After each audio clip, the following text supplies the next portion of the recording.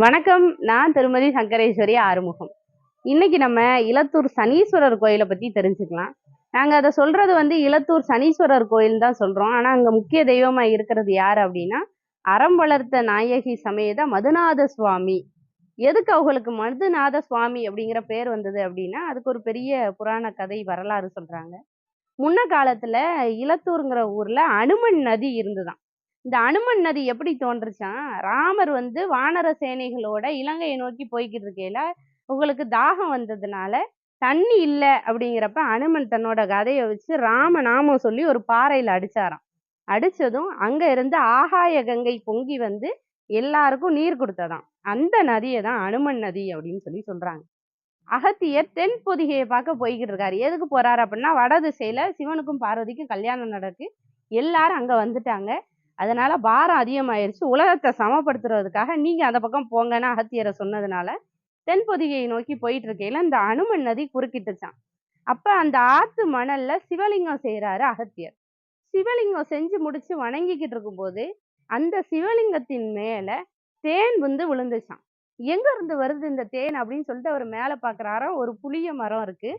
அந்த புளிய மரத்துல ஒரு தேன் கூடு இருக்கு. அந்த தேன் கூட்டிலிருந்து அந்த தேன் அந்த புளிய மரத்தோட இலையோட தூர் வழியா கீழ சிந்துச்சாம். கீழ சிவலிங்கத்தின் மேல சிந்துச்சாம். அந்த இலை தூர் வழியா அந்த தேன் வழிஞ்சதுனால, அந்த ஊருக்கு பேரு இலைத்தூர் அப்படின்னு சொல்றாங்க. அது இப்ப மருவி இலத்தூர் அப்படின்னு சொல்றாங்க. அப்படி அந்த தேன் வழிந்த உடனே அகத்தியர் மதுநாதா, தேனீஸ்வரா அப்படின்னு சொல்லி கூப்பிட்டாராம்.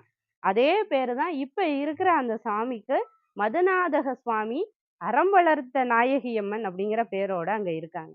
ஆனா ஈஸ்வரரும் பார்வதியும் அங்க இருக்கும்போதும் கூட நாங்க சொல்றது இலத்தூர் சனீஸ்வரன் கோயில்னு ஏன் சொல்றோம் அப்படின்னா, பொதுவா சனீஸ்வரர் மாதிரி கொடுத்துறவும் முடியாது, எடுத்துறவும் முடியாது.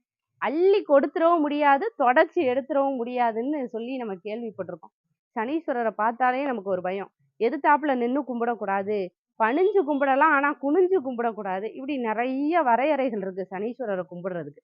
ஆனா இந்த கோயில்ல அப்படி எந்த வரையறையும் கிடையாது. ஏன் அப்படின்னா, சனீஸ்வரர் அபயகரம் நீட்டி உங்களை நான் காப்பாத்துறேன்னு சொல்றாரு. நீங்க நல்லா யோசிச்சு பாருங்க. சாட்சிக்காரன் கால்ல விழுறத விட சண்டைக்காரன் கால்ல விழுறது நல்லதுன்னு சொல்லுவாங்க பார்த்தீங்களா? யாரால நமக்கு பிரச்சனை வருதோ, அவங்களே உங்கள நான் காப்பாத்துறேன் அப்படின்னு சொன்னா நமக்கு எவ்வளவு சந்தோஷமா இருக்கும். அப்படியா இந்த சனீஸ்வரர் பொங்கு சனியா அபயக்கரம் நீட்டி காட்சியளிக்கிறார். மத்த எல்லா கோயில்லயும் சனீஸ்வரருக்கு தனி சன்னதி இருக்கிற மாரி தான் இங்கேயும் இருக்கு. ஆனா, இங்க சனீஸ்வரரை வலம் வர்றதுக்கு தோதுவா தனி சன்னதி இருக்கு அப்படிங்கிறது ரொம்ப முக்கியமான விஷயம். ரொம்ப அருமையான தரிசனமா இருந்தது.